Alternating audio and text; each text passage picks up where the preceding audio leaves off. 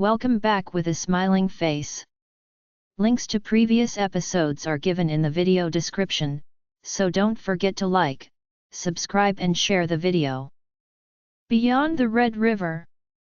Zack, once the beta of Blood Moon, has now assumed the role of alpha within the Red River pack. Zack is honing his skills and enhancing his relations with his new pack when he meets Lauren, a stunning she-wolf who is working at a bar owned by humans. Zack feels a strong attraction towards her and desires to learn more about her, yet he senses that she might be concealing a secret. Lauren never expected discovering her destined mate on her birthday, let alone realizing it was the alpha of her pack. She never fathomed that he would have no desire to interact with her. When she reaches her limit, she decides to escape, ultimately finding herself in a quaint town located in a remote area far away, across the country. Starting anew can be daunting, especially when one feels disconnected from their usual circle. In such times, finding solace in an old friend of her mother and possibly a new acquaintance could offer some relief. This book stands on its own, yet also serves as a spin-off from A Mother's Shelter.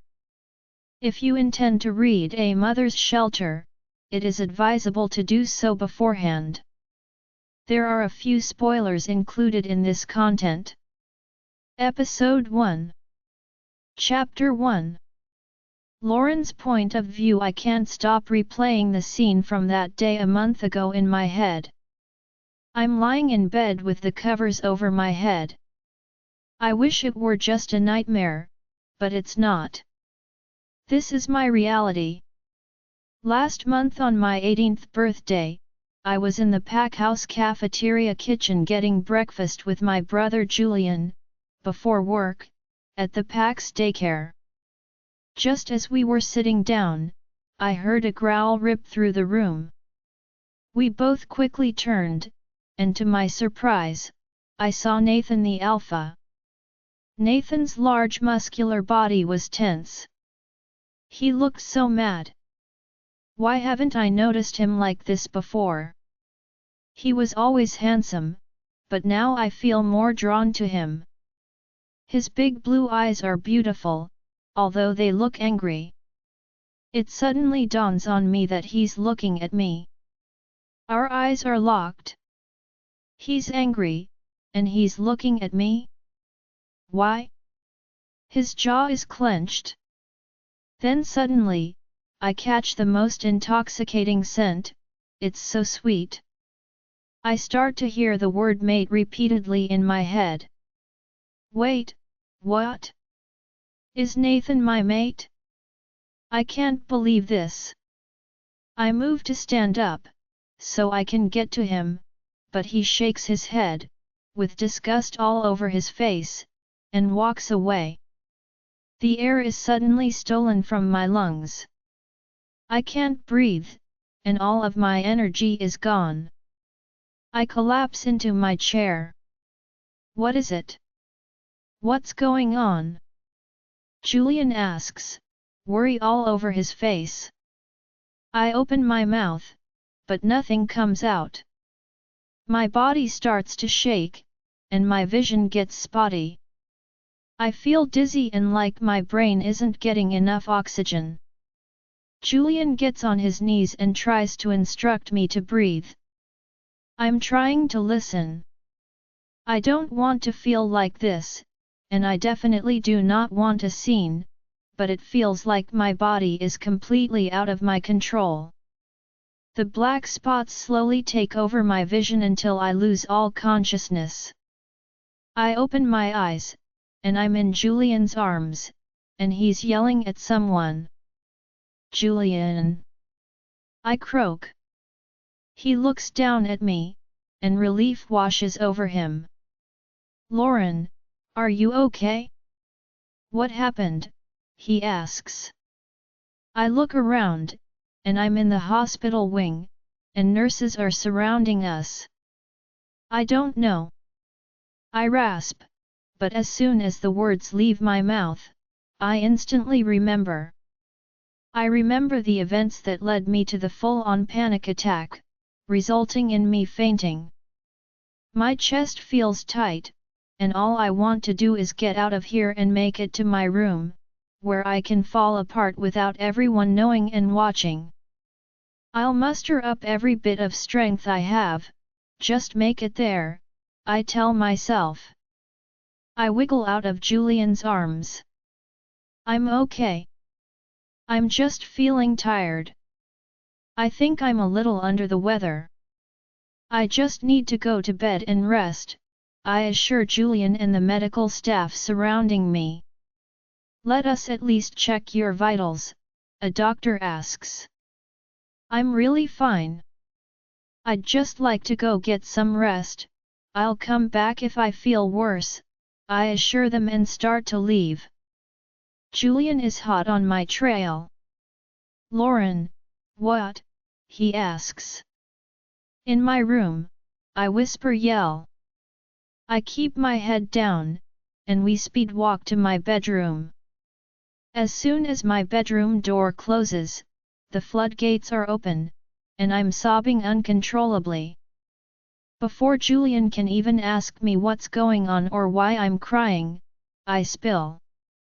I found my mate, and he didn't want me, I sob. Who? When? He asks, brows furrowed. I explained what had taken place in the cafeteria earlier, and Julian is pissed. To say Julian is a protective older brother is an understatement. Julian is one of the top warriors in our pack, and he's never been afraid to use his strength to protect me or stick up for me. He could never win against our alpha, though, so the last thing I want is him getting himself hurt, or worse, because of his protective instincts. Promise me you won't say anything to him, I demand. Julian stares at me intently. I can't promise that. I can promise I won't say anything yet. Hopefully, this is a misunderstanding, and you both will sort through this, quickly. He agrees and pulls me into a hug. The next 3 days were spent in my room crying, feeling anxious and feeling pain like I never have before. I had been calling in sick at work. On day 4, Julian stopped by with breakfast. Eat, and then shower and put on some workout clothes. You love the gym, and you've always exercised to deal with stress, so why not now? He asks. You can't hold up in here for the rest of your life. You need to start living. Plus, maybe this was just a misunderstanding, and if it was, great, you can both move on, and if it wasn't, well, then you still need to move in. You can't live like this forever, Julian explains. He's right. I'm so full of self-loathing, even though I know I don't deserve this. I wolfed down my eggs and bacon, and then Julian and I agreed to meet at the gym in 40 minutes. I have time to shower and get dressed in some workout clothes. After my shower, I find myself staring into my mirror, looking at my reflection. I can't help but want to pick apart my appearance in the mirror. My chestnut hair had never bothered me before. In fact, I always liked the reddish-brown hue, but maybe Nathan doesn't like it. I have hazel eyes and soft features, and my body is toned. Maybe Nathan wants the stick figure body? Maybe he likes blondes? Or fire red hair? Blue eyes? Green eyes? I'm average height at 5'4", maybe he wants a tall mate? I remember his face, he was so disgusted. What is it he is so repulsed by? I'm not a warrior, maybe he wanted a strong Luna? It's killing me. I need to know. What's wrong with me? I need to ask him. So, I can at least understand what it is and if there is anything I can do. I never thought my fated mate would want to change me or that I wouldn't be good enough for him. I thought I would be created perfectly for him. I also never thought I would want to change myself for someone. This doesn't feel right. Julian was right, working out was just what I needed. I still feel like my world is falling apart around me, but I feel a little stronger right now. I've always seen myself as strong, and I stand my ground, but it seems like I am not myself when it comes to Nathan. I'm the worst version of myself. I thought it was supposed to be the opposite with mates. We stayed at the gym for 2 hours. We did plenty of workout, but we also had moments of just talking through my thoughts and Julian reassuring me that I'm enough. My self-confidence took a real hit through this whole thing, but Julian is the best big brother and one of my best friends. Julian and I left the gym separately because Julian had to make it to a warrior training class. I made my way back to the pack house to get cleaned up, and then I needed to visit my mom. Apparently, she was starting to worry about me because I'd locked myself in my room for the last few days. I told my mom that I was sick, and she believed it. Julian told her he would bring me my meals so that she wouldn't come over, but apparently, she's really starting to worry. She mentioned to Julian this morning that she would come and check on me today. I am deep in thought, thinking about whether I should tell my mom about what's really going on in my life when the sound of a growl pulls me back to reality. I look up, and to my surprise, Nathan is in front of me, alone. I stop mid-stride and freeze. He's just a few feet away from me, and being this close, his heavenly scent fills my lungs. Even just smelling him feels good. Our eyes are locked, and he looks so mad again. His body is tense, and his hands are clenched. Part of me wants to just throw caution to the wind and touch him. I want to touch him so badly. I take one step closer, and he takes a quick step backwards. What is it? Why don't you want me? I ask, trying to sound as strong as possible, but my voice cracked, and I know my emotions are written all over my face. I don't want a mate. I don't want you. The way his face had disgust etched so deeply when he said, I don't want you, did not go unnoticed. Why? I ask. Even though my heart is breaking, and part of me knows I should walk away at this point, I can't. Fated mates just make alphas weaker. I am going to control this pack the way I see fit, and I don't need a fated mate to make me weak and lose sight of my goals. I've agreed to a match with Alpha Roy's daughter, of Blue Moon.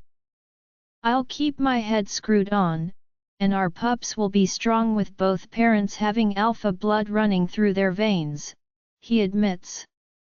Hearing him talk about being with someone else and having pups with her physically hurt. I felt my chest tightening, and I could feel the tears threatening to fall. I won't let him see me cry, though. I took a quick step forward, and somehow my legs seemed to be unstable, and I tripped over my own feet. I felt his strong hand grab my arm roughly and jolt me up. Watch where you're walking, he growls. I couldn't help but just stare at him. The feeling of his hand on my wrist sent sparks all the way up my arm. He yanked his hand back and stomped off. It wasn't a misunderstanding like Julian hoped, he really doesn't want me. At that moment, it felt so final. I won't have my mate. At that moment, I knew I had to tell my mother everything. Chapter 2. Zach's point of view. Alpha, can you please sign off on these? The construction crew had a few issues and had changes to make, Paul asks me. I grab the papers from my beta and take a look at them. The contractors ran into issues, and it requires more material, and it looks like it's going to cost an extra $10,000 now. I sign off and hand the papers back to Paul.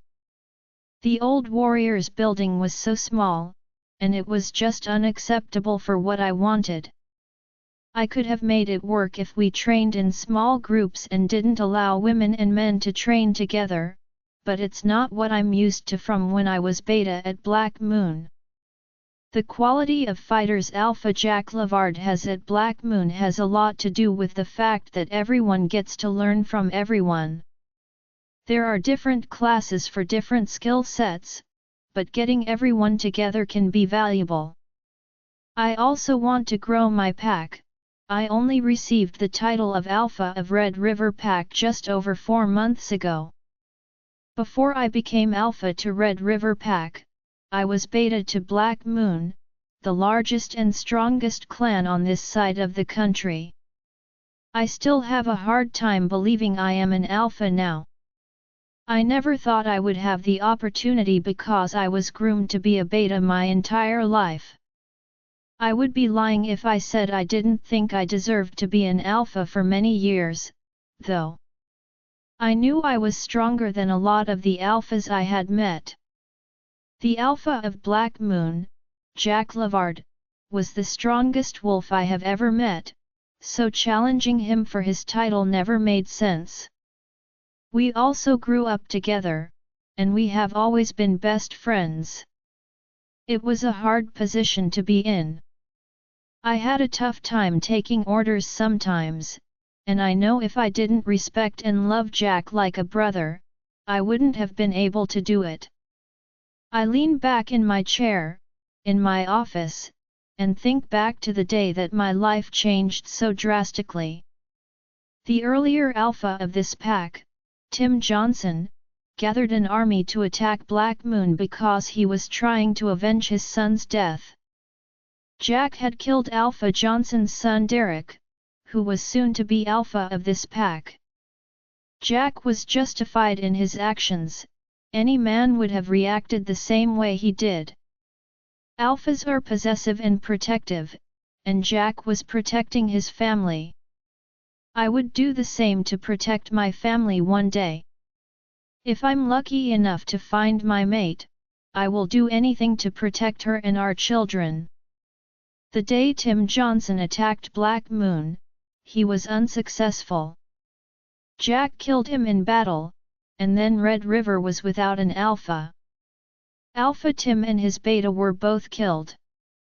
Malcolm, the Gamma, was still alive, and as the strongest surviving member, anyone was given the right to challenge him for the position of Alpha. I fought and won, and no one else challenged me. I kept Malcolm as Gamma because he seemed to be following Alpha Johnson out of fear for his safety and that of his mates. We seemed to get along well, even though I'm not sure he was as naive as he claimed to be. Alpha Johnson lied to his pack so that they would attack Black Moon and Jack. I think almost everyone from this pack is grateful for the change of leadership after Tim lied and manipulated everyone and risked their lives. Even after everyone learned the truth, some were still loyal to the Johnsons. Tim Johnson left behind a daughter and a wife. I offered to move them out of the Alpha quarters in the pack house and into one of the small houses on Red River's pack lands, but they left Red River. I'm not sure if they were scared or just hated me, but that only made those loyal to the Johnsons hate me even more. I then had no choice but to kick out over 20 members because I couldn't trust them. Obviously, I've had my work cut out for me. Since becoming Alpha, I have changed quite a bit around here. I have been working tirelessly to make sure warriors are getting the training that they need, to become better and stronger. After a few weeks, I decided to make Paul my beta. He isn't necessarily the second strongest guy in the pack, but we got along well, and I need loyalty and trust at my right hand before brute strength. Paul is probably the third to fourth strongest guy, and I have been training him hard so he'll improve. We train together for up to a few hours a day alone. I want him to be deserving of his title, and I don't want people to think he doesn't deserve it. He's hungry to learn, and I know he'll get there. He's already improved drastically. Jack has been sort of mentoring me and helping me with the ins and outs of running a pack well. He does it better than anyone I know, so his advice is invaluable. He has stressed, as alpha, we need to be able to sink a lot of money into the pack, especially if I want to grow it. I was so heavily involved in Jack's accounting firm, he has decided to make me a partner, and that money has been really helpful. Jack got me into investing in stocks and commercial real estate. So, between business and pack duties, I have been swamped. It's an exciting time in my life, though. I have about 280 members in my pack, and I have big dreams. Knock knock, come in. I look up to see Malcolm come in and closes the door behind him. Hey, Alpha. Hey, what's up? I have to cancel tonight, Jenny isn't feeling good. Every Friday, Malcolm, Paul, and I drive into the small town close by and go for a few drinks at the pub.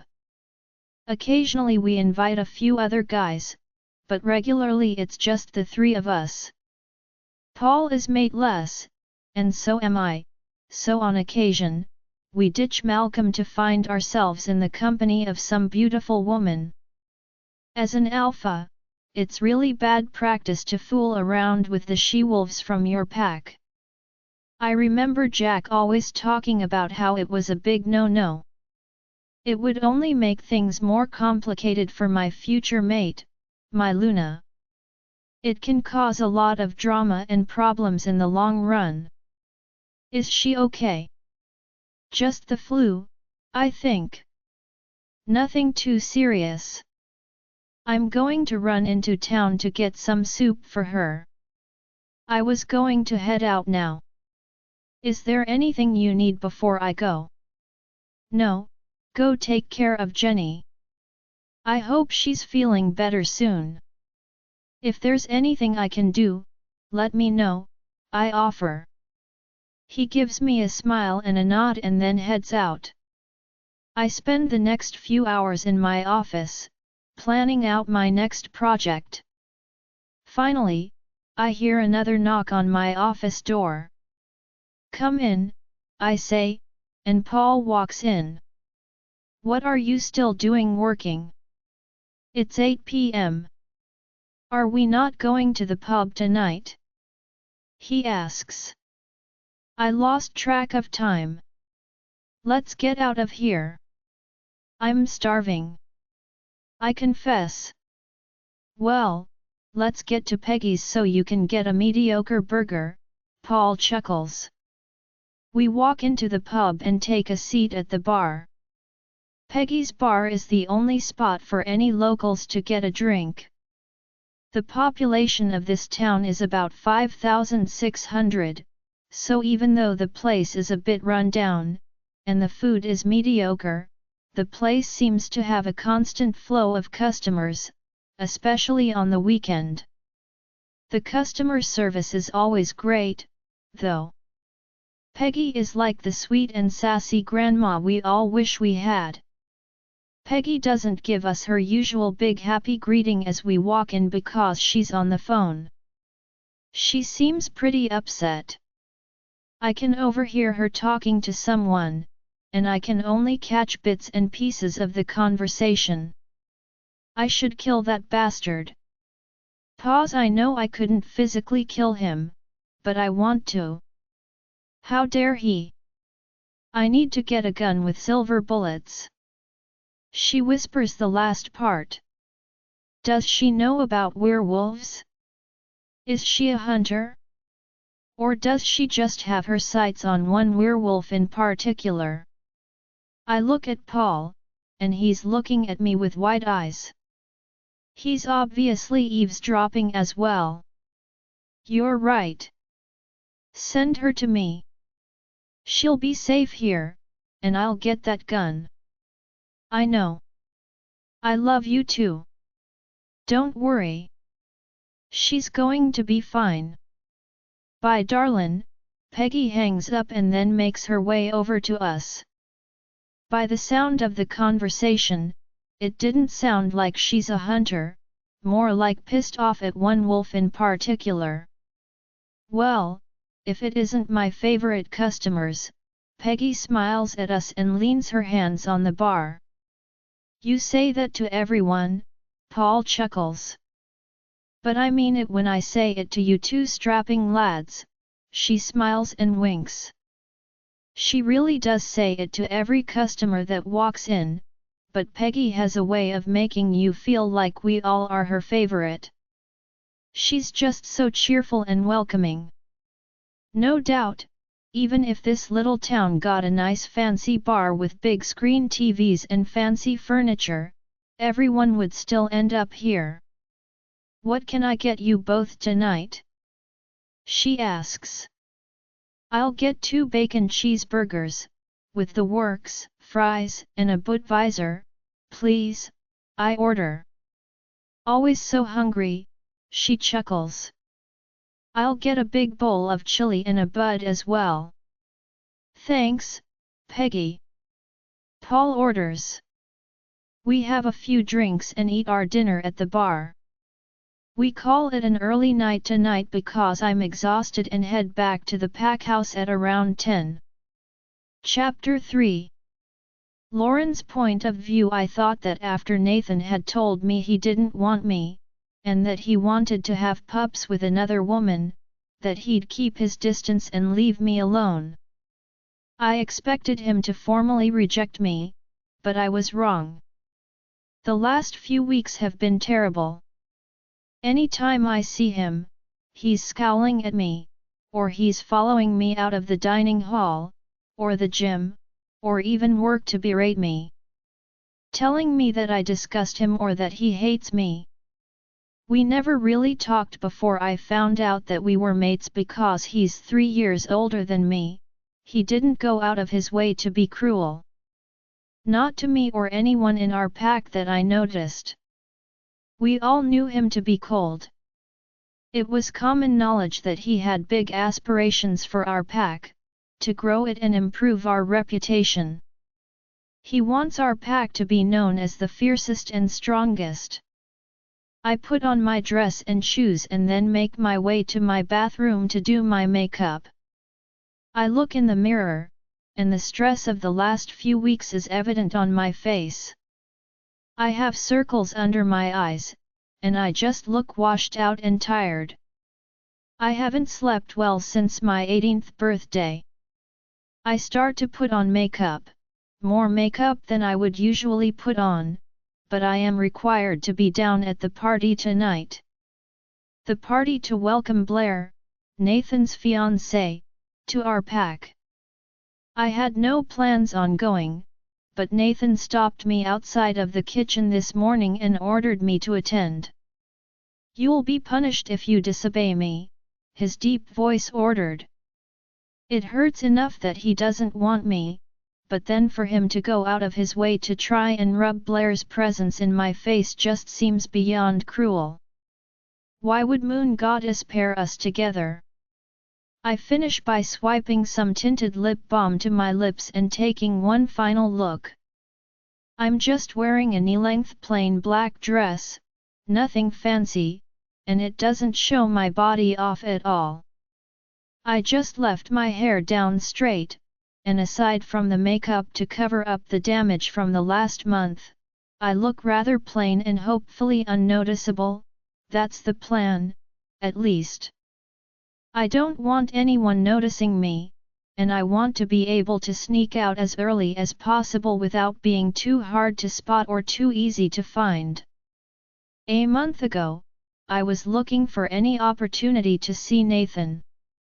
The pull to him was so strong that I would have begged him to give me a chance if I thought that it would have worked. Thankfully, it seemed pointless, and I didn't stoop that low. Slowly though, I am starting to resent him. To hate him. He's cruel to me, and I didn't do anything wrong. He was supposed to be the one person that would protect me and my heart.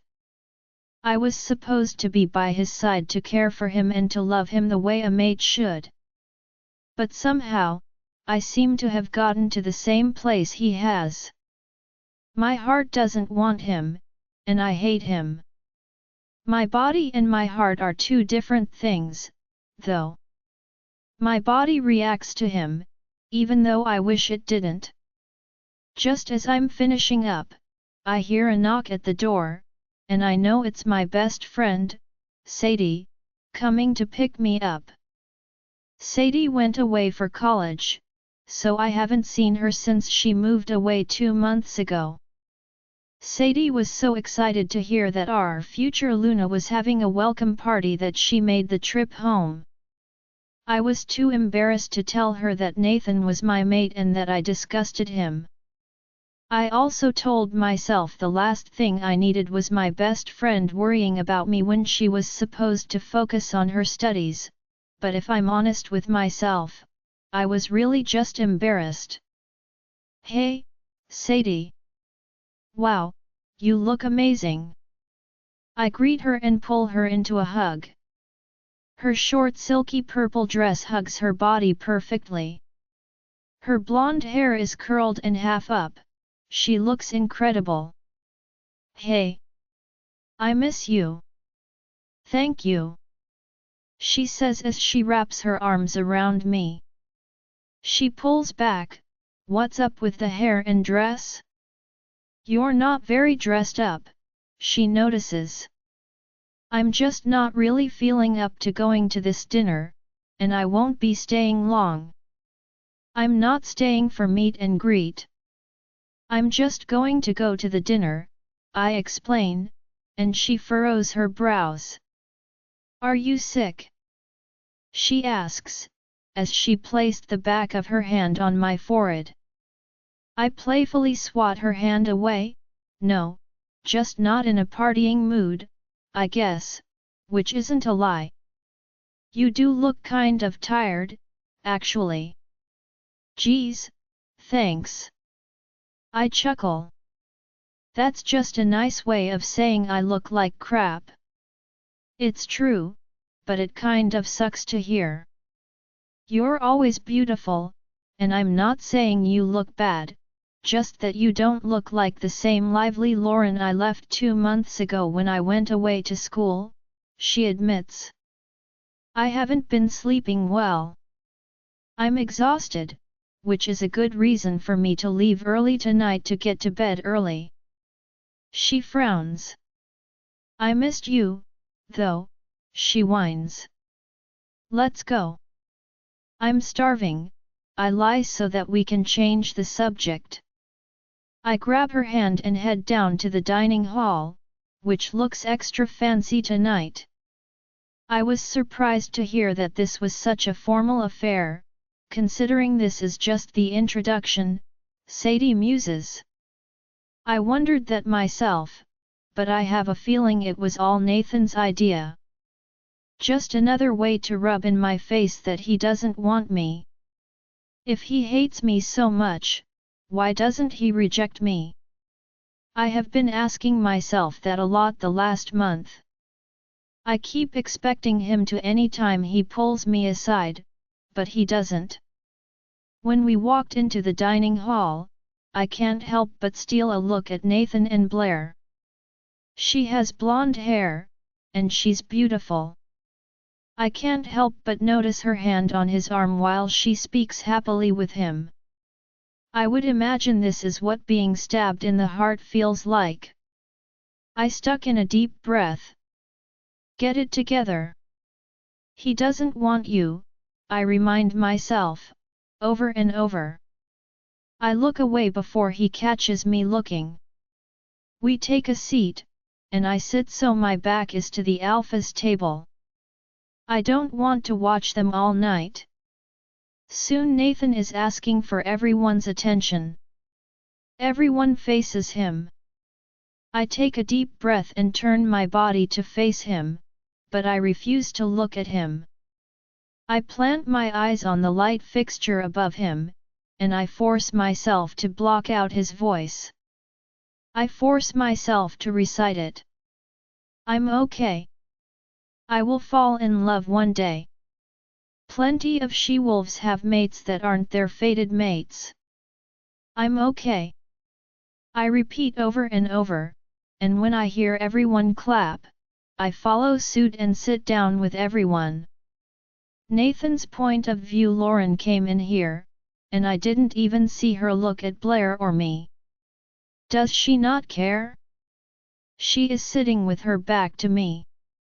Why doesn't she care? I was expecting more out of her than this. I know I don't want a fated mate. I don't want to be weak, I want to be strong and fierce, and she'd just have too much power over me if I gave into it. Still, I have a deep desire for her, and I want to hurt her as much as possible. It's my defense mechanism. Even in that plain dress, I see her. She looks good. He'll make me weak and soft, and I'd never be able to accomplish everything I have planned for this pack. Plus, she's weak. She trains in the gym a lot, but she doesn't fight at all. She works at the daycare with babies and toddlers. She isn't what I need for a Luna. I need to hurt her, so she knows she's nothing to me. She's nothing to me. I just need to keep reminding myself of that. She won't look at me, but I know how to make her. Can I get everyone's attention? I say as we stand, with Blair's hand in mine. I look straight to Lauren. I want to see her face when she sees us hold hands. She's facing me, but she's looking up at the ceiling. She might not want to look at me, but she'll hear me. It's my great honor to introduce to you my fiancé, Blair Roy, daughter of Alpha Shep Roy, from Blue Moon. I have asked Blair to be my mate and Luna, I say loudly, trying to make everyone feel like I'm proud to have her. Lauren's face didn't falter at all.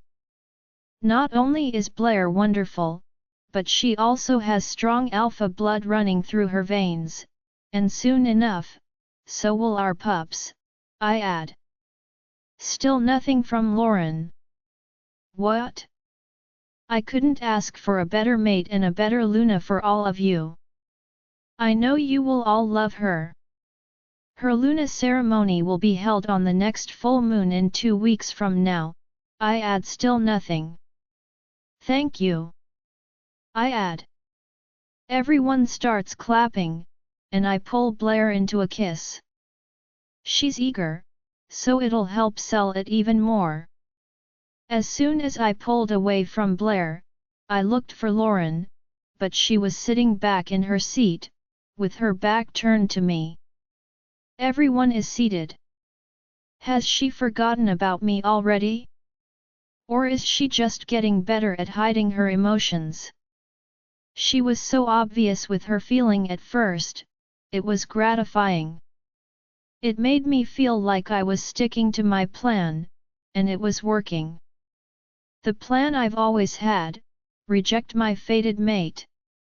Dinner is served, and I'm so consumed with thoughts about Lauren that I basically ignored Blair.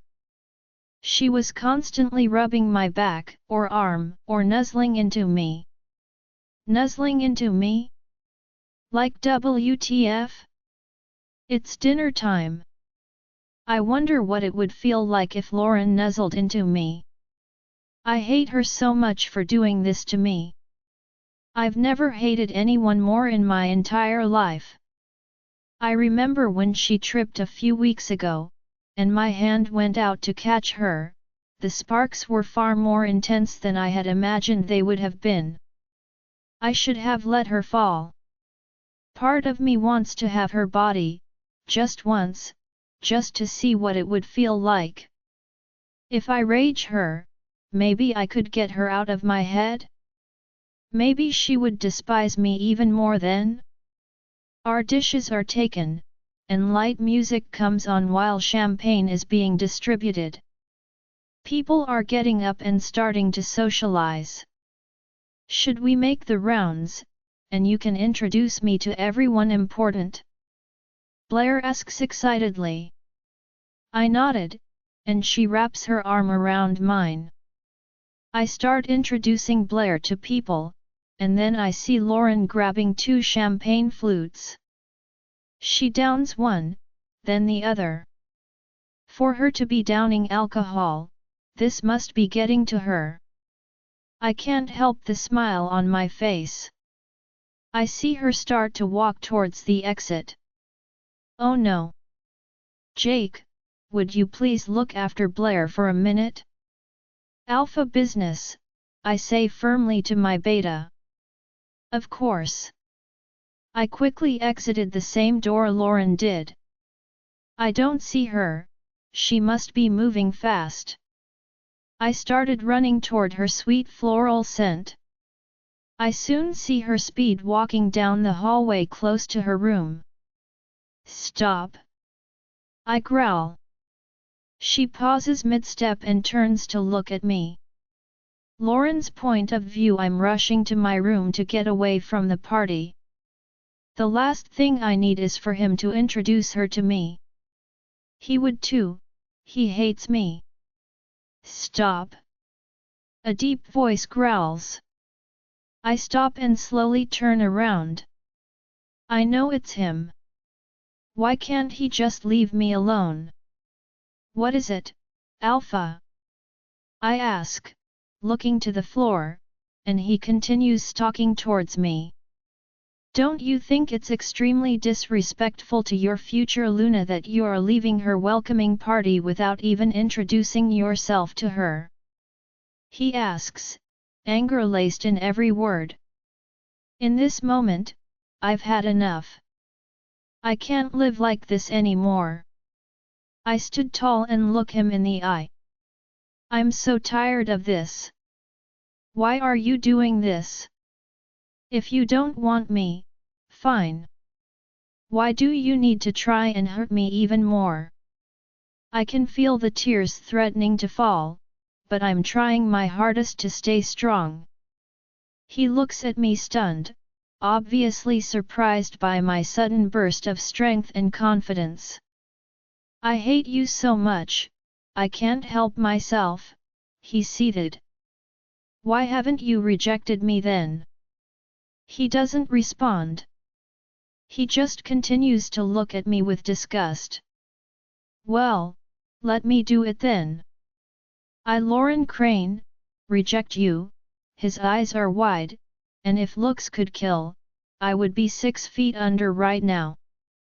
Nathan Matheson of Claw Moon, I say, and I feel a shooting pain through my chest. I see Nathan brace himself against the wall, too, so he must have felt it as well. I turned and run to my room. As soon as my door is shut, the tears start to fall. I text my mother right away, "Me, please come to my room. I just rejected Nathan." "Mom, on my way." Chapter 4. I saw Alpha Nathan on the way up here. He looks livid. "I am really scared for you," my mom says while wiping the tears from my face. I couldn't do it anymore. He went out of his way to hurt me, to rub it in my face that he didn't want me. I can't live like this anymore, I sob. I completely understand, honey. I didn't expect you to. I don't know how safe it is for you here right now, she explains. What will happen now that I rejected him? Will the mate bond be severed? I ask. For the most part, for you anyways. On the next full moon, it will be completely severed. For Nathan, he'd have to accept your rejection, and then come next full moon, he would be fully severed from you as well, she explains. It's not safe for you here, Lo. You need to go far away from here. At least for a little while, my mom explains, and I nod. Where do I go? I think I might know someone that could help you. I used to work for her. Do you remember me talking about Peggy? She was like the second mother to me, back when I was your age. We were very close. She's a human, but she knew what I was. We were so close that I told her, and she accepted me. I have kept in touch over the phone throughout the years, she responds. I've heard her mention Peggy before. She pulls out her phone and starts dialing. I hear a small knock on the door, and I'm filled with relief when I see it's Julian and Sadie. I mind link them both about what happened tonight so I don't interrupt my mom's phone call. This is a lot to take in for Sadie. She wasn't expecting me to find my mate yet, let alone me rejecting him. My mom gets off the phone. Peggy said you can stay with her. She owns a bar, and she said she could even use a waitress, she says. I feel so much relief at this revelation. Start packing, it's a long drive.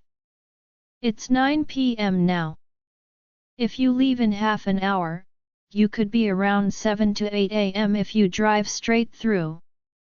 My relief is suddenly replaced with panic. Can I really do this? I don't have time to think about it, though, thankfully. Julian, run down to get a jerrycan of gas and put it in the trunk of Lauren's car. Lauren might need it, driving through the night, she might have a hard time finding a gas station, she pauses. Sadie, can you run to the kitchen and pack some fruit and snacks with some water and energy drinks for her? Mom asks. Sadie nods and leaves. You pack, I'll be back in a few minutes, my mom instructs. I get changed into leggings and a comfy sweater, and then I grab my large suitcase and my small carry-on size bag. I put all my toiletries and makeup, and electronics in that. Then I place as much clothing as I can in my big suitcase. I'm debating what clothing I should bring and what I should leave behind when my mom quickly enters my room with her large suitcase. Take mine too. We don't know how long you'll be gone. I'm going to stay here and keep an eye on how Nathan takes this. If after the next full moon, the mate bond is broken, then you can come back, she says. I nodded, but I can't imagine ever being a part of this pack again. How can I accept him as my alpha after everything? My mom starts putting more clothes in her suitcase. Mom, I don't need to take pretty dresses. That's not a necessity, I remind her. If you can fit it, you take it. Plus, you never know when you might need one. It doesn't take us long, and I've got nearly all my clothes packed in these two large suitcases.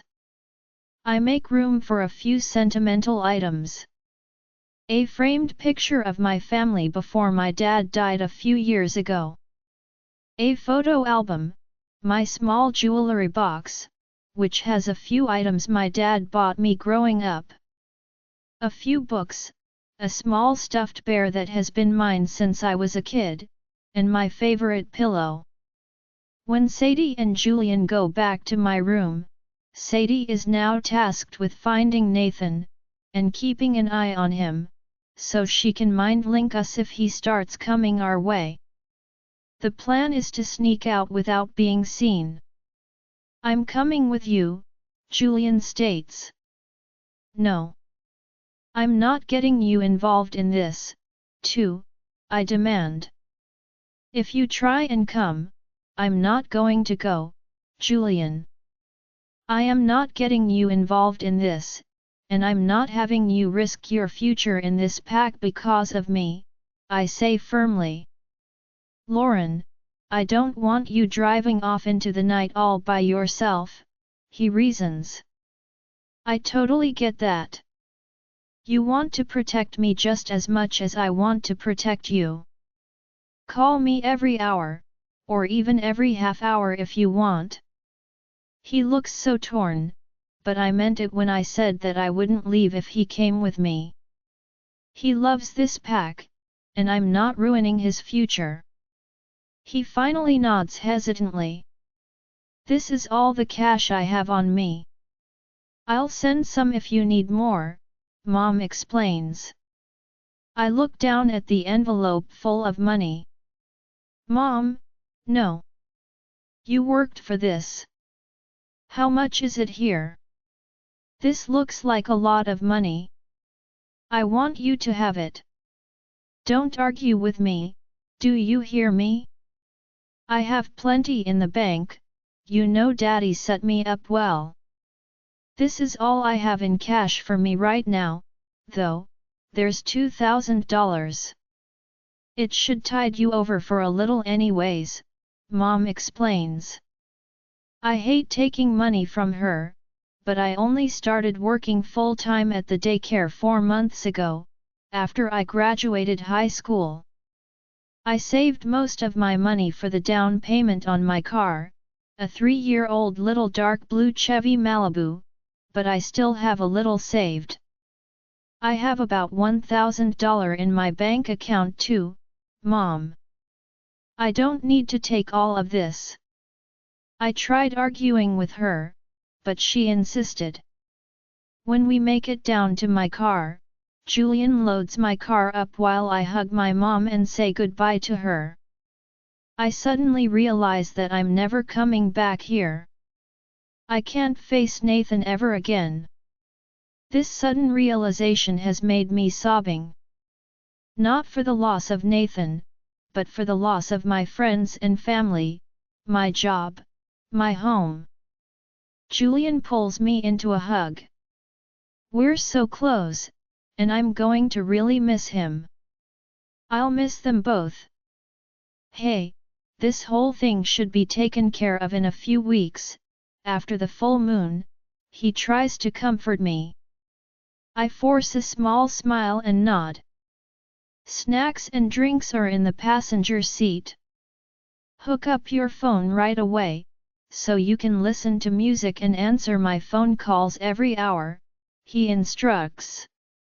I will, I love you guys. I'll miss you, but I'm going to be fine. Don't worry. I don't know if I'll be able to drive through, but if I pull over to sleep, I'll send you a text.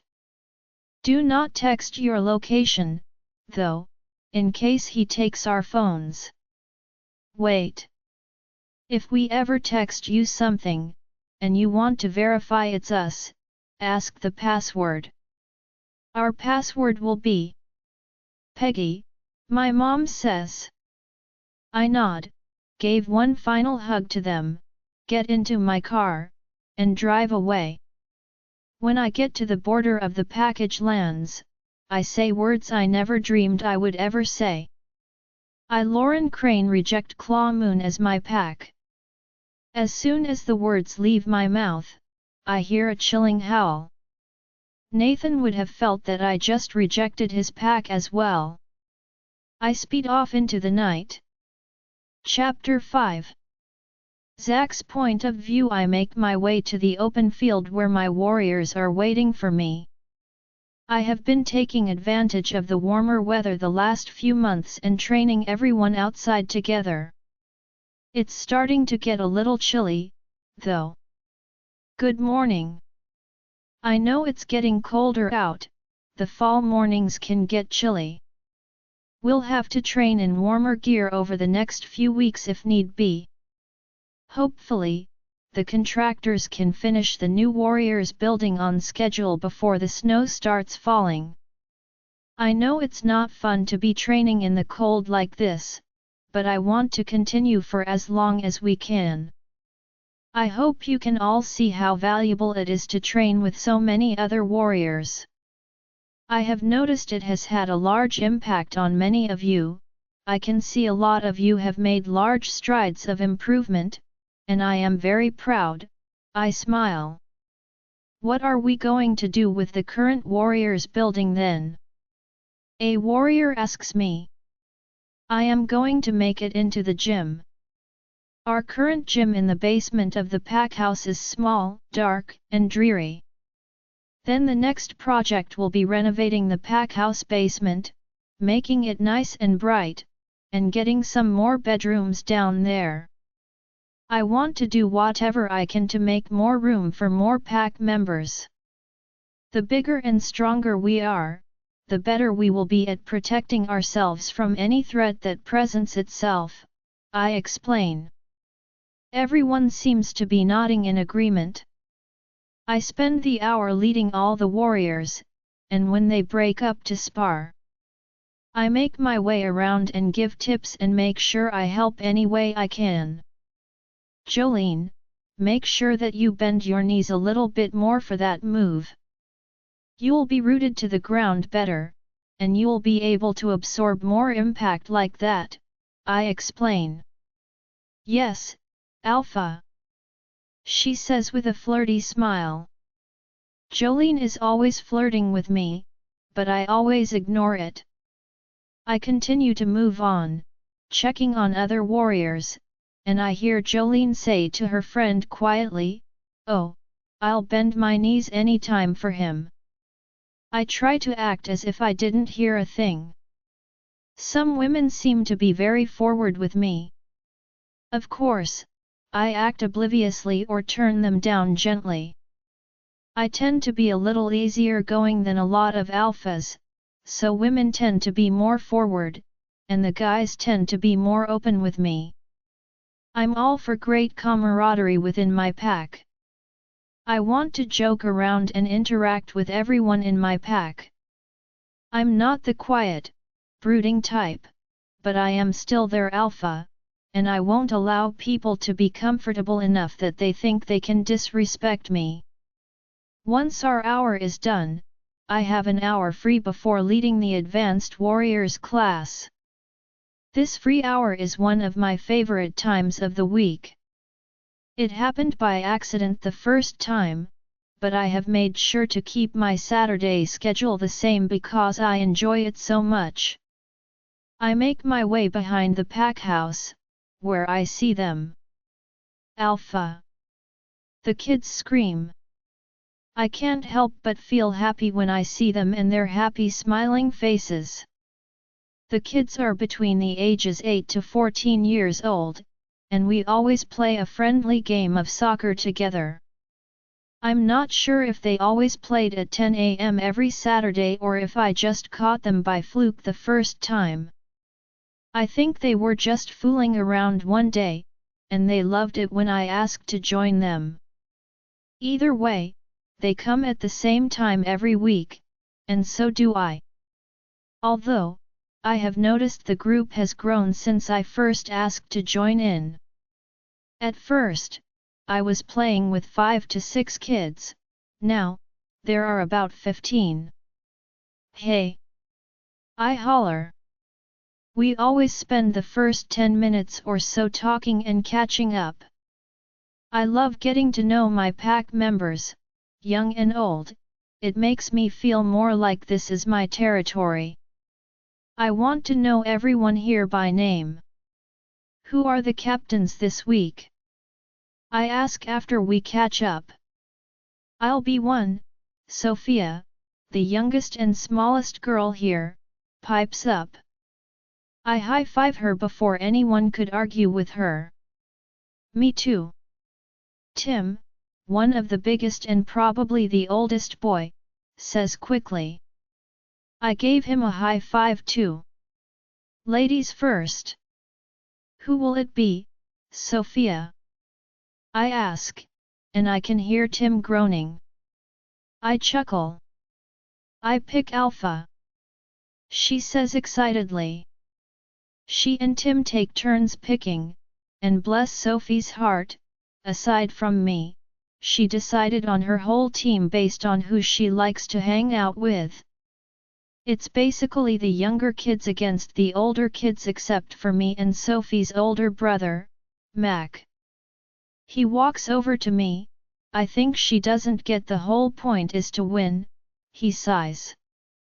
It'll be fun, regardless, I try to encourage him and pat him on the shoulder. We spent half an hour running around, playing soccer. We got our asses hooped. My team seemed to be in good spirits about it, though, aside from Mac. We all sit in a circle and talk for a little before I need to head to my next warrior training class. The kids like to tell me about things going on in their lives or ask me questions. Sometimes personal, sometimes about the pack, sometimes completely random.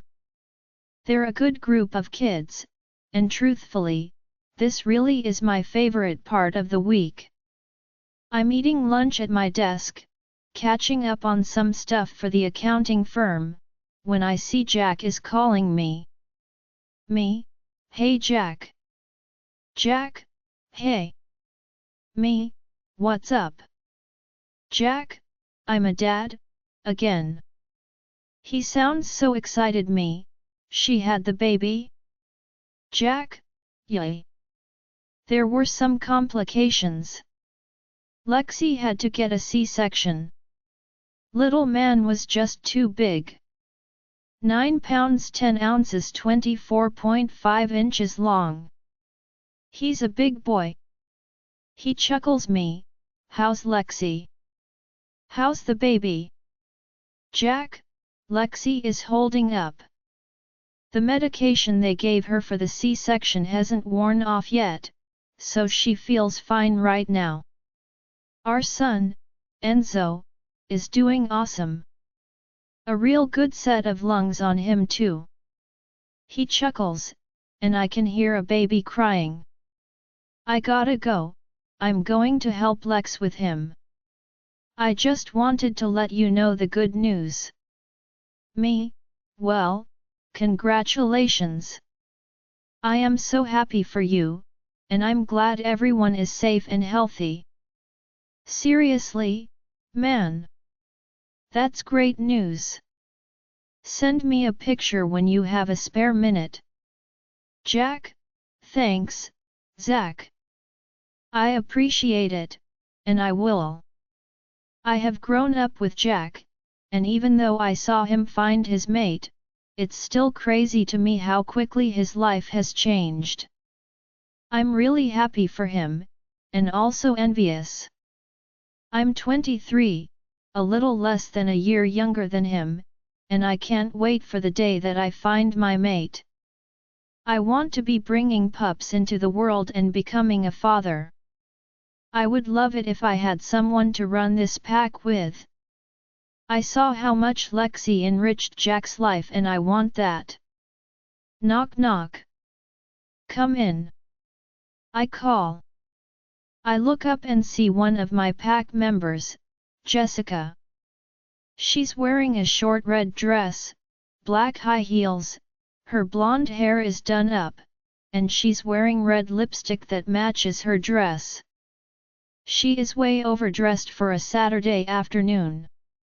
Not this again. Hey, what's up, Jessica?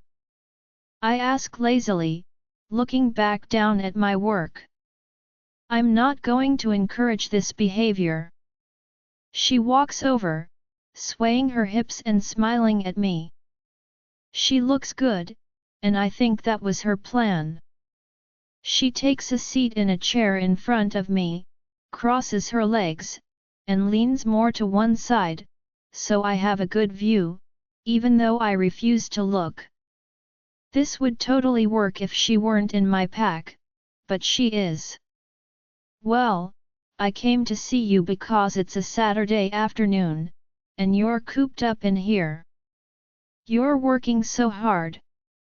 I thought maybe I could help you relax for a little, she flirts. That was bold. I look at her in the eye and raise one eyebrow. I have a lot of work to do, sorry Jessica. My gentle rejection doesn't seem to faze her, or maybe she didn't take it as a rejection. I promise you that I'll take really good care of you, she says seductively and licks her lips. I see her eyes glide down my body.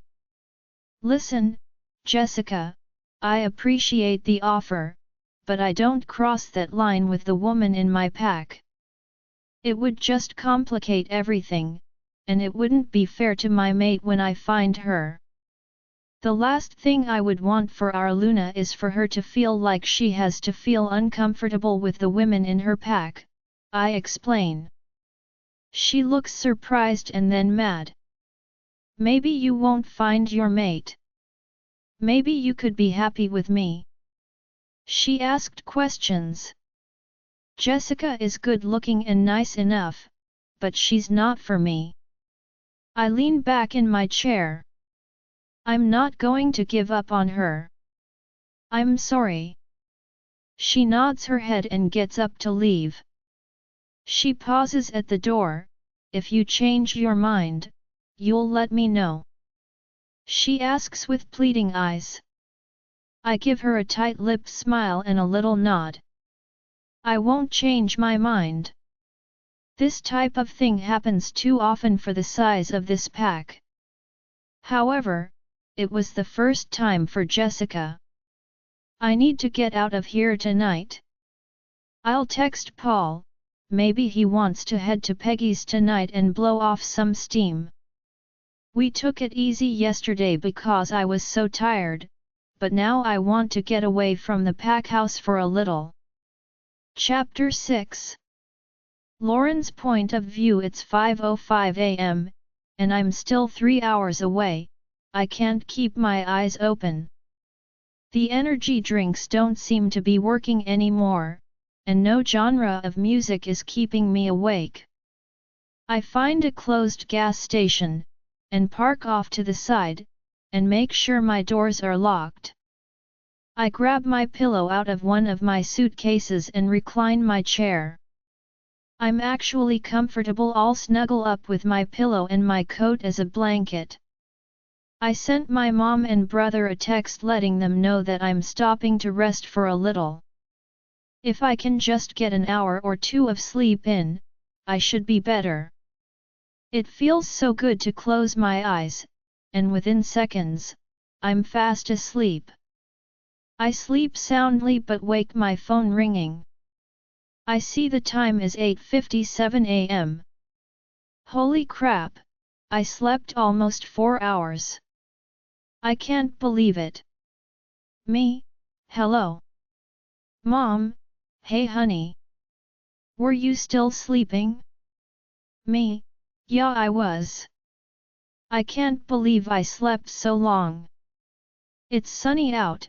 I don't know how I've been sleeping the last 4 hours in my car. Mom, well, I'm glad you're okay. You should get back on the road. It wouldn't surprise me if he sent a search party out for you. He was up late in a fit of rage, and I don't know what his plan is. His ego really took a hit. He was questioning me, and I said I didn't know where you went, and I deleted all your contact information on my phone. You should get going if you can, hun. Me? I don't know why he would even care. He's the one who wanted nothing to do with me. I thought he would be happy that he could focus on Blair now. It doesn't make sense. Hopefully, he'll come to his senses and realize he doesn't want me, and it's better for both of us if I get away. I am going to run into the gas station, and use the washroom, and grab some coffee, and then I'll be on my way. Mom, hopefully he'll see that soon enough. Just text me that you're safe when you get there, okay? Me, I will. I love you. Bye, Mom. I can't believe I slept 4 hours. I haven't slept that long uninterrupted since before my 18th birthday. My mom said the mate bond wouldn't be fully severed until the next full moon, but I feel like I don't have a fated mate at all. I never thought I would think this, but it feels great. I stuff my toothbrush in my purse and head inside. After I use the washroom, and then I grab a coffee, and a muffin, I get back on the road. After 3 more hours of driving, I see a sign Welcome to Red Riverview. Population 5,600. At first, it looks like I'm driving a paved road in the middle of the woods, but soon I start to see some houses, and then a gas station. Then, thankfully, I see a big sign, Peggy's Pub. I send my mom a quick text when I pull in.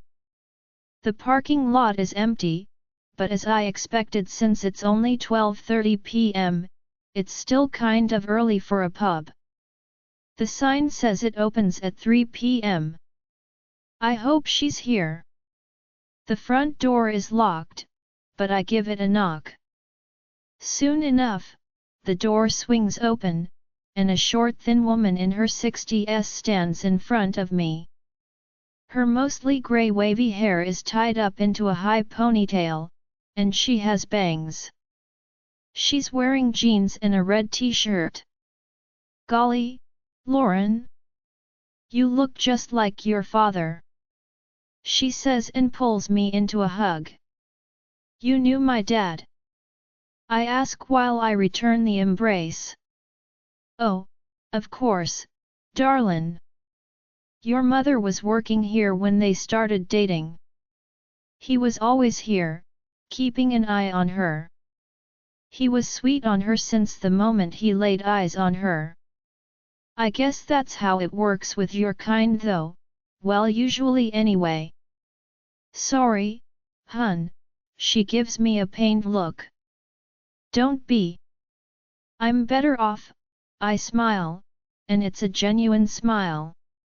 Come on in, and I'll give you a tour. So how long do you think you will be staying? She asks. Well, I don't need to stay here long. I don't want to put you out, but I'm not going back, I admit. Well, seems like I am always looking for good help, so as long as you want a job here, I'd be happy to have you.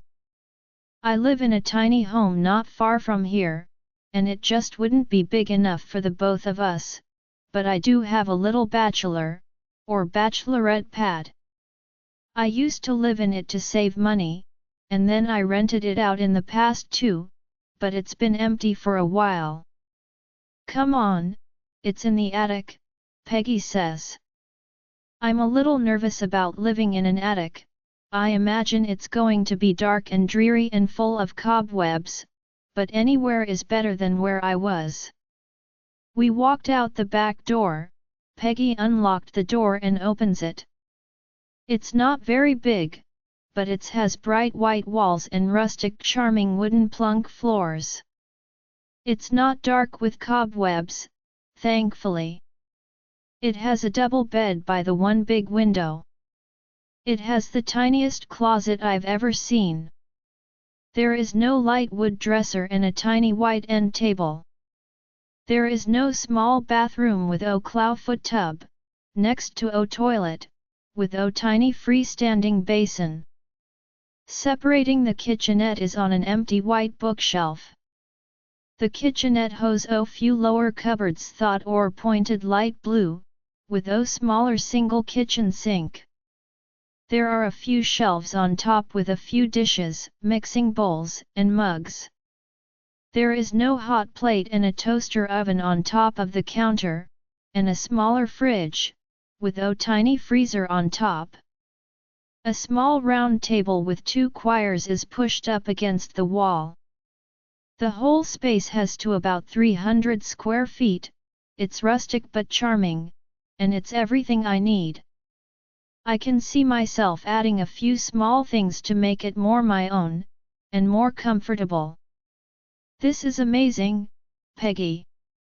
I love it, and I really appreciate this.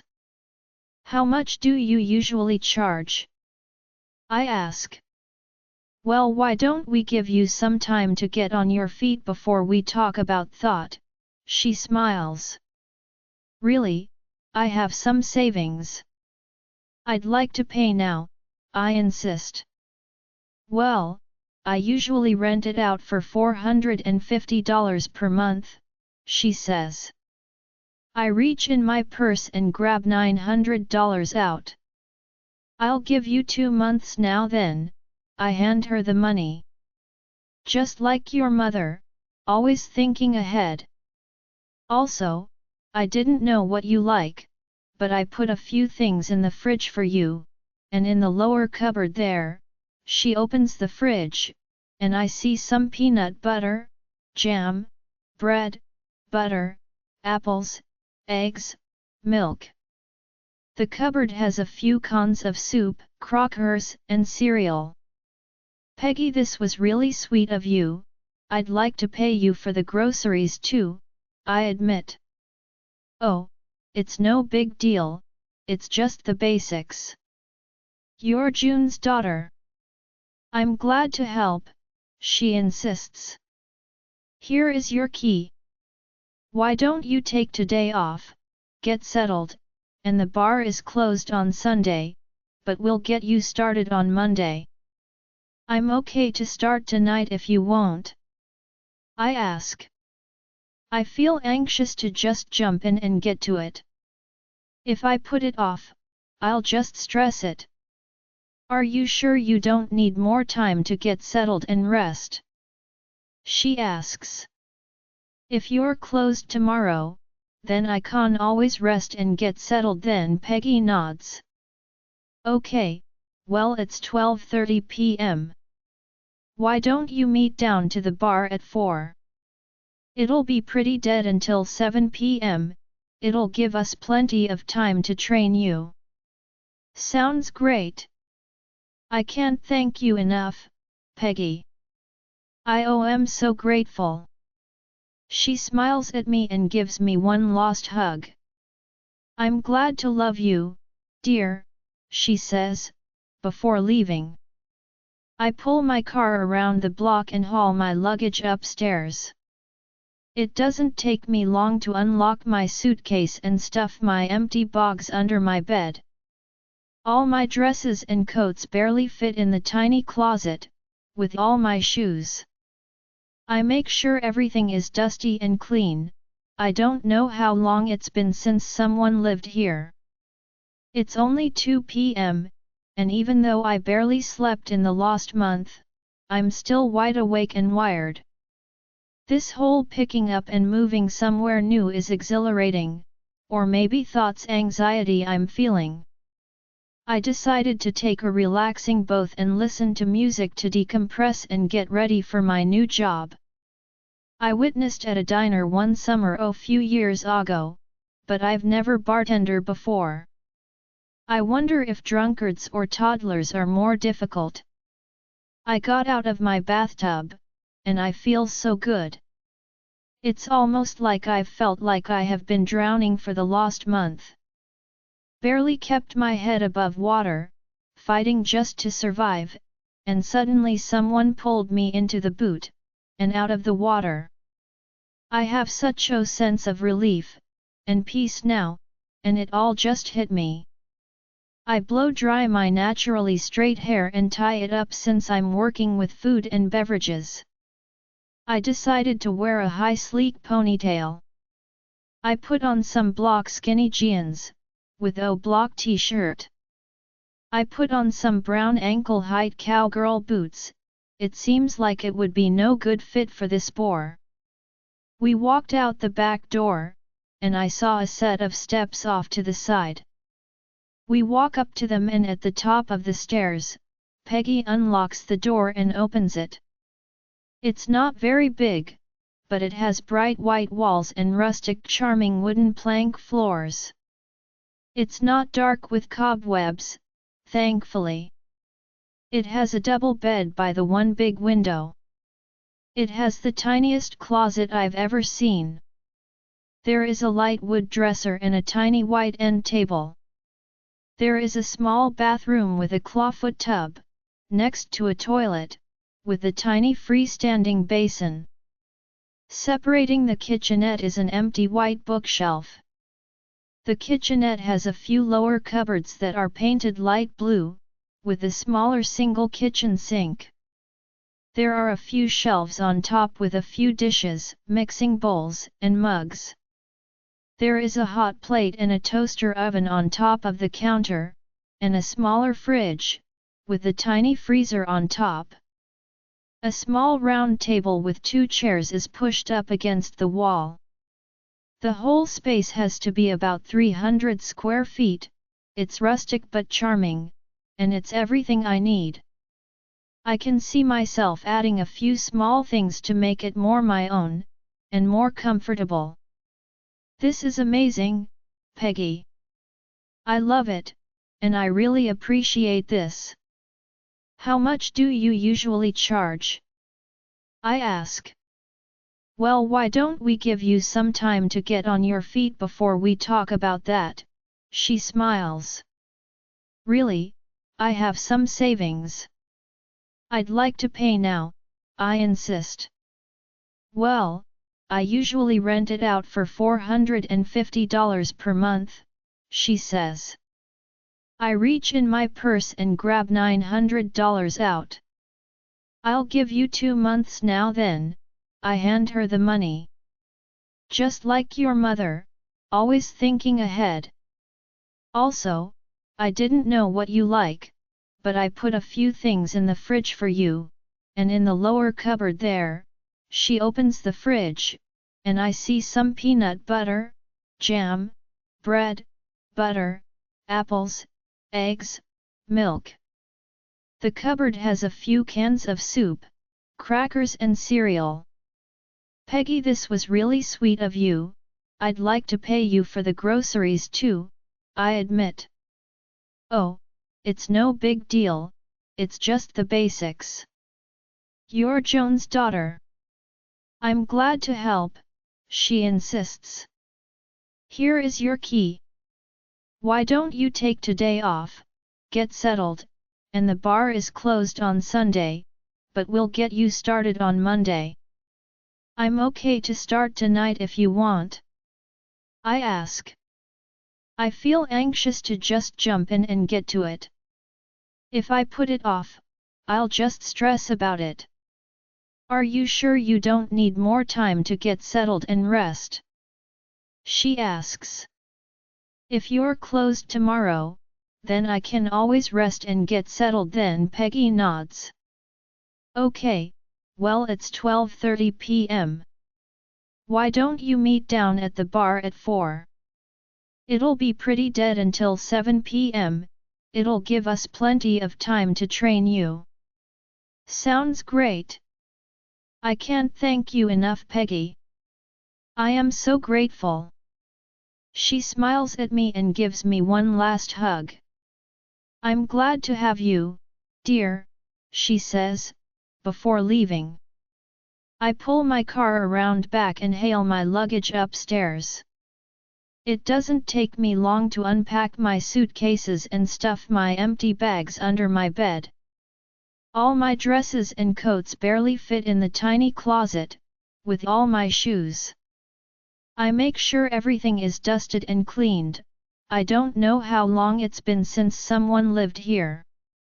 It's only 2 p.m., and even though I barely slept in the last month, I'm still wide awake and wired.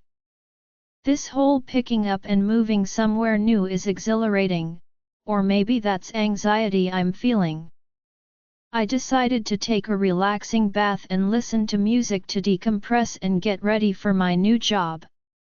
I waitressed at a diner one summer a few years ago, but I've never bartended before. I wonder if drunkards or toddlers are more difficult. I got out of my bathtub, and I feel so good. It's almost like I've felt like I have been drowning for the last month. Barely keeping my head above water, fighting just to survive, and suddenly someone pulled me into the boat, and out of the water. I have such a sense of relief, and peace now, and it all just hit me. I blow dry my naturally straight hair and tie it up since I'm working with food and beverages. I decided to wear a high sleek ponytail. I put on some black skinny jeans, with a black t-shirt. I put on some brown ankle-height cowgirl boots, it seems like it would be a good fit for this bar. I put some makeup on. I added a black cat eye, some blush, mascara, and tinted lip stain, and I'm ready to go. It's amazing how much those 4 hours of sleep did for my complexion. I don't look so tired and washed out anymore. I eat a quick PB&J with an apple before I head down for 4 p.m. Oh, you look nice. The men will be just eyeing you up all night, Peggy laughs. I smile uncomfortably. Attracting men isn't really what I'm going for. Then Peggy gives me a black Peggy's Pub t-shirt to change into. She introduces me to Jerome, the cook. Jerome is a bulky-looking man. He seems nice, with a no-nonsense sort of attitude, which I can totally appreciate. I can imagine being the only cook, he needs to be like that. I spent the next few hours learning the ins and outs of the job. The waitressing is a breeze, and for the most part, Peggy assures me, it's mostly beer and shots being served. There are not a lot of mixed drinks in here. She trains me on the cash, and it all seems straightforward. Peggy gets me to take orders for everyone who comes in at first. It's not too busy, and she wants to iron out any kinks before things pick up. Apparently, I picked the busiest night of the week to start, which is a little nerve-wracking. I wonder how Jerome and Peggy manage to keep everyone served on their own in this place. I guess they'll appreciate the extra set of hands tonight. The last few hours have been good. Everyone has been nice, and all the customers are happy to see a new face, but everyone's got questions. I try and keep it as vague as possible. My mom is an old friend of Peggy's, and I've heard so much about the fine people of Red Riverview, and how they're a cut above the rest, and I needed to see for myself. They always follow up with or what's the verdict? I of course told them she wasn't lying. They're all eating it up, but everyone has honestly been very welcoming and kind, so it's not a lie. I walk up to a table of 4 ladies, they are all laughing and having a good time. They are all very beautiful and look like they are in their early 20s. Wait, we've never seen you around here before. You're pretty too, what are you doing here? In the middle of nowhere? One girl asks. I chuckle at the telltale sign that they started drinking before they got here. Women tend to let the compliments fly when they're feeling the effects of alcohol. Thanks. I'm Lauren. My mom is an old friend of Peggy's, and I needed a change, so here I am, which is the most honest answer I have given all night. So, what can I get for you pretty ladies tonight? A round of fireball shots for all of us, one blonde answer. Should we just get a bottle of wine too? Another asks. They discuss it for a second, and then order a bottle of wine, with 3 glasses, and a Michelob Ultra for one of them. I headed back to the bar, and I noticed 2 good-looking guys sitting at the bar that weren't there before. One of them is beyond gorgeous. I think I might have frozen for a second when I first saw his face. He took my breath away. Peggy is in the back with Jerome, so I say, "Hey guys, I'll be with you in a minute." Trying to control the way my heart sped up when I saw him. I try to seem chill, so my thoughts aren't written all over my face. They both smile and nod. I start getting the ladies their drinks when suddenly, I smell it. Werewolves? My head shoots up to the 2 handsome guys to my left at the bar, just about 6 feet away. One of them is studying me, and the other one, the really hot one, is smiling at me. But smiling like aha. Like he knows I just made the connection. I can't even believe how cute he is. He's tall, very muscular, he has dark short hair, with a shorter scruffy beard which is so cute. He has a defined jawline. He also has amazing deep brown eyes, and a perfect smile. He's got tattoos on both of his arms, too. It just makes him even hotter. He's definitely the best looking man I have ever seen in my life. Even than Nathan. I didn't know it was possible to be more attracted to someone than your own mate. His friend has lighter hair, is tall and muscular as well, but not nearly as big as my man. Wait, what? What was that? Chapter 7. Zach's point of view. Paul and I walk into Peggy's, and right away, I catch a werewolf scent, only I don't recognize it as anyone in my pack. I look around and see Peggy has a new waitress, and she's serving some girls at a table. My breath catches in my throat. She's drop-dead gorgeous. Everything about her is perfection. Paul mind links me. Is that her I smell? I nod to him. She's hot too. I wonder if I can get more than just drinks from her tonight, he says. Don't, I warn him. For some reason, it really bothers me that he's talking about her like that. She makes her way back to the bar, and then she spots us. I swear I think she froze momentarily when she first saw me. "Hey guys, I'll be with you in a minute," she says with a cheery smile. Her hair is tied up, showing off her gorgeous neck.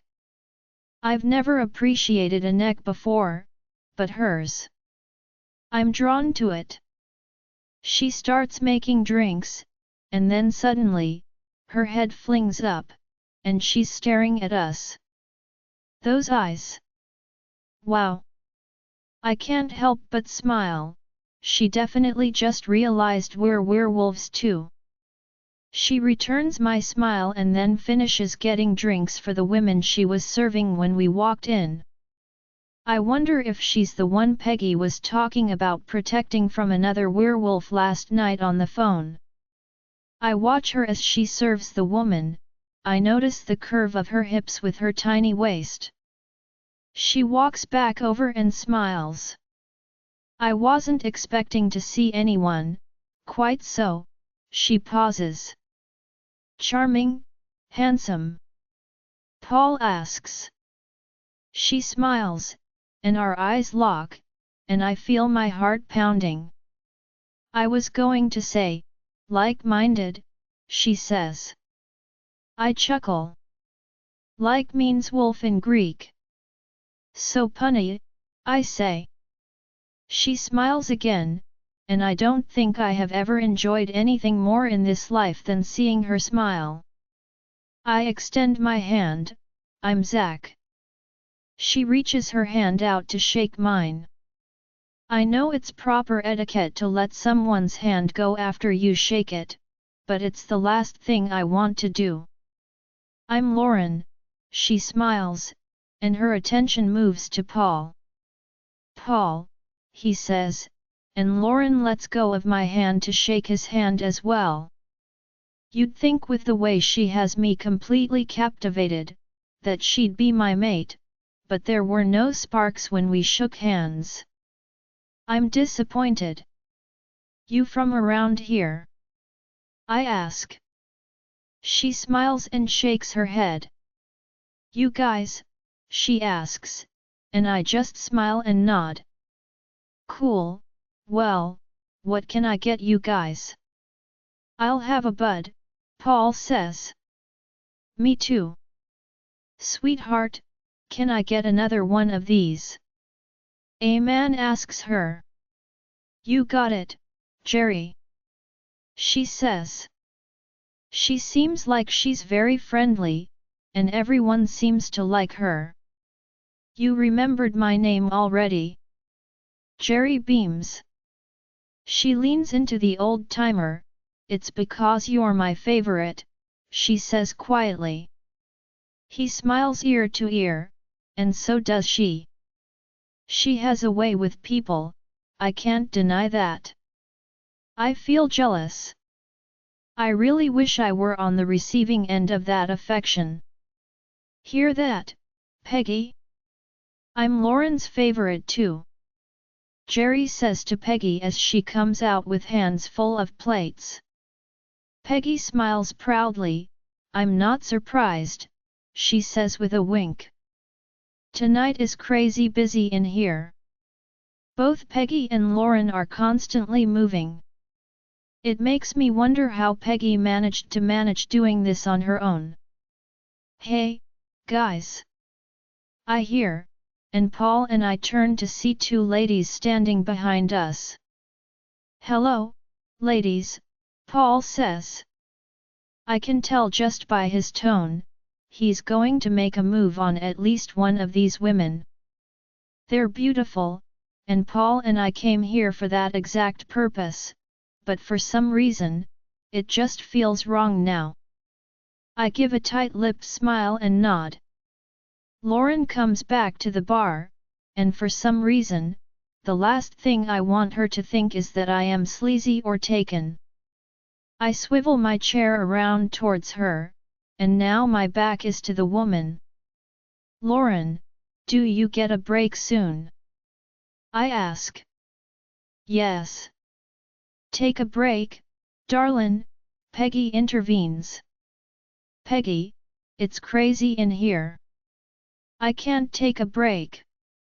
Lauren, I usually manage this alone. Go take 15 minutes, and when you get back, I'll take 15, she insists. Lauren looks at me. I guess I am having a break, why? What's up?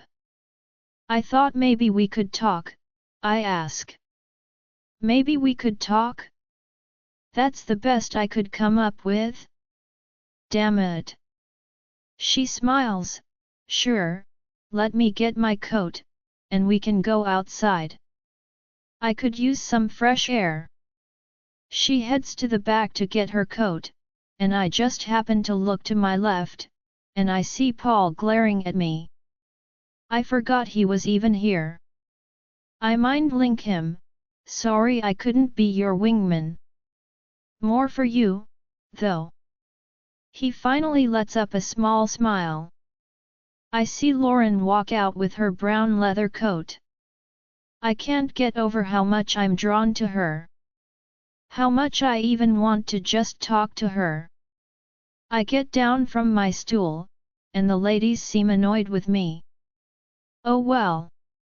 I get the door for Lauren, and we walk outside. It's actually a beautiful October evening, and not too cold. Do you want to sit? I ask and point to one of the picnic tables. I am suddenly nervous. I don't think I have ever been nervous with a woman before. It's odd. Sure. We sat. So. Alpha, is it? She asks with a cheeky smile. I can't help but smile with pride. I wasn't always an alpha, and the fact that she had me pinned as one feels really good. How did you know? She raises a single eyebrow. Are you kidding me? Your size alone is a good indicator, but you have this presence about you. A strong confidence. Something I've only seen in alphas, she tells me, and then she looks down, deep in thought. Do you have an alpha? Are you part of a pack? I ask. She doesn't strike me as rogue. Her eyes look a little sad, but she still smiles. Nope. Not anymore. I nodded. Since when? I press. Oh, about 24 hours now, she lets out a small chuckle. Wow. So what's your story? Why did you leave your pack? She looks up and winces. Oh, pass. She says and then gives me a weak smile. You have to tell me something. Where are you from? People don't usually come to Red Riverview. Of all places, why here? She pauses. I'm from the West Coast. Peggy is an old friend of my mom's, and I heard the PEI cut her off. I've heard you use that line on everyone tonight. Give me something real. Please, I ask gently. Our eyes are locked, and she's studying me. Are you in danger? I ask. After Peggy's conversation yesterday, it sounded like it. I have a strong urge to protect her and keep her safe. I don't think so. Not today, anyway, she answers. Are you possibly in danger tomorrow? I ask. She chuckles. How could I answer that? How could anyone answer that? Maybe. Fair enough. How long are you staying in town? I'm not sure. Hopefully, for a while? Okay, now my turn. Cake or ice cream? She asks. I burst out laughing. Should I take this as a hint? Looking for a lighter topic? I ask jokingly, and she smiles. This is possibly a character flaw. I feel like I should know this before we go ahead to get to know each other. She bites her lip, trying to hold in her laughter, and if it isn't the cutest thing I've ever seen. Geez. No pressure. Probably cake. I ask while wincing. Oh, good answer, she beams. I sighed in relief, even though the question was playful, I didn't want to disappoint her. What's your favorite kind of cake? What's with all the tough questions tonight? She jokes. I love all the cakes equally. What about you? Wait, don't tell me. I'm going to guess. You look like a chocolate cake kinda guy, she states, brows furrowed and lips pursed. Those lips. I can't help but stare at them. I shake my head and smile. Nope. Cherry cheesecake. Ah, I was so close, she says. What? How was that close? I chuckle, and she lets out a hearty laugh, and I swear I would do anything to get her to do that again. She catches me smiling at her like a total FG creep, and I can see her cheeks turn pink. So FG cute. You know, you're different than most alphas that I've met. No, that's a lie. You're different than every alpha I have met. I smile. Go on. I press. Well, it's weird you have this authoritative presence about you, and you're obviously physically intimidating, she adds while using her hands to motion to my body. There she is, blushing again. But you're also approachable and easy to talk to. Does your pack just completely adore you? I can't help the smile on my face. Why? Do you completely adore me? I ask. She rolls her eyes and swats my hand on the table playfully. Stop fishing. I just mean, most alphas aren't so approachable. They must enjoy that they can talk to you, she concludes. Maybe they can't? Maybe I'm just approachable to you. I question. I don't think that's true, she adds and gives me a funny look like she's trying to figure me out. My 15 minutes are probably up. I should get back in, Lauren says. Wait. I grab her hand. She looks at our hands and then looks up at me, but she doesn't pull away. Why don't I give you my number, and if you do find yourself in danger or trouble, you can give me a call. I find my heart rate quicken, and I want so badly to reach over this table and kiss her. I don't want to scare her off, though, she's special. Too special to rush anything to, and if I wanted more, which I do, tonight wouldn't be the time for it. That's really not necessary. I can take care of myself. It's really kind of you to offer, though, she says and looks back down at my hand, still holding hers. She hasn't pulled away, so I definitely won't. I insist. Please, Lauren, I basically beg. She smiles a little and nods. Okay, I don't have my phone with me, she says. I rub my thumb over her knuckles before finally letting go of her hand, which goes against all of my natural instincts. I pull out my phone and click add a contact. Add your number, and I'll send you a text right away, so you have my number, I explain and hand it to her. She grabs it and adds her information. She hands it back, and she just wrote Lauren for the first name, and for the last name, she wrote waitress. Is your last name waitress? I ask, one brow raised, smirking. Well, I want you to know who's potentially calling you for help, she smiles.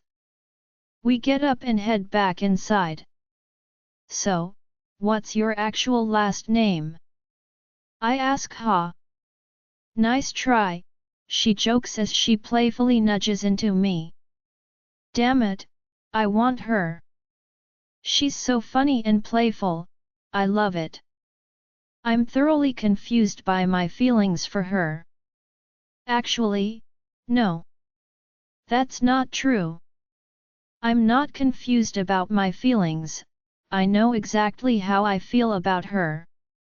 I am confused about how strongly I want her, it doesn't make sense. I don't just want her body, but do I want that too? I also want her smile, her laugh, her smell, her time, and just everything. Not just for a day either, or a month. I don't think I could ever tire of her. Maybe I need to get some rest. I'm losing it. I can't believe I am even considering pursuing something more with a woman who isn't my mate. Not to mention, she probably wants to wait for her mate. There is no way she feels the same way that I do. She has to feel at least something for me, right? There is no way that this is completely one-sided, is there? I had caught her looking at me and blushing, and she didn't pull away when I held her hand, but then she also wouldn't give me her last name, but she seemed so comfortable with me. Most people take at least a little while to realize I am approachable, as she put it. My size and tattoos tend to have people making a gut reaction that I'm not. Even knowing I was an alpha, she felt comfortable enough to open up and joke around with me right away. I need to get out of here. I see Paul is sitting at the women's table with another two guys. They are all laughing and having a good time. I mind link him, Paul, I'm taking off. I'm suddenly exhausted. Stay and have fun, I say. Are you sure? Definitely. I head to the bar and pay our tab. Listen, darlin', I think you're wonderful. Really, one of my favorites, if I'm being honest. I know I see you come and go with women in here once in a while, you're a grown man, and I won't judge you. She pauses and looks me square in the eye. But if you're just looking for something casual and fun, leave Lauren alone. She's been through enough, and she deserves better, she whispers. I nod. She's different. That wasn't my intention, I assure her. I know that she's different. I'm glad you know it too, Peggy adds. What kind of stuff has she been through? I ask quietly. It ain't my place to say, but just know that she's had a rough go of it lately. It's a shock the girl's still standing, let alone dancing, she points and starts to chuckle. OL Jerry is dancing with her, and she's full belly laughing as he spins her, then dips her. Even though Jerry is about 85 years old, I still don't like his hands on her. He is a perfect gentleman, though, and I love seeing her laugh. Oh, look, you are grinning like the Cheshire Cat. Maybe I was worried about you for nothing. You've got it bad, don't you? Peggy laughs, pats my shoulder, then walks away. Is it that noticeable? I need to go home. Am I losing it? Join our Facebook and WhatsApp group for more updates, link is given in description.